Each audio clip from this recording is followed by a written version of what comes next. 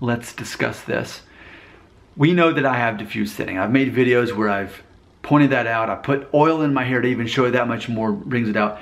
But ultimately, I think that there's this concept that as you are experiencing diffuse thinning, in addition to a receding hairline, ultimately what you end up with is somewhat of a comb over. Now, granted, I don't even use a comb, but as my hair is getting length now, ultimately, even now, you don't see my scalp showing through the diffuse thinning because of the length.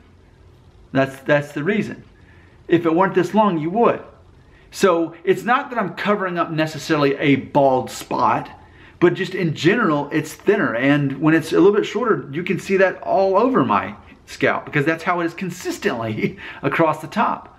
But with enough length, that sort of does it. So when we think of a comb over, I think we often think of a man who has no hair here. He just grows it really long and then combs it over like that, where he has no hairline to begin with. I've still got, arguably I still have a hairline, but I'm doing that ultimately conceals my scalp showing through. So in theory, what I have right this moment is a comb over, but it's not to hide all baldness under here. It's just consistently thin. So therefore, my hair is going to start looking better and thicker now that it's getting longer, especially give it another month. That by Thanksgiving, I think we'll be in a solid situation where by then I'll have at least had one haircut to trim all this up. We'll have more length and therefore the appearance of more bulk. But really, arguably, this is what a comb over looks like in its early stages.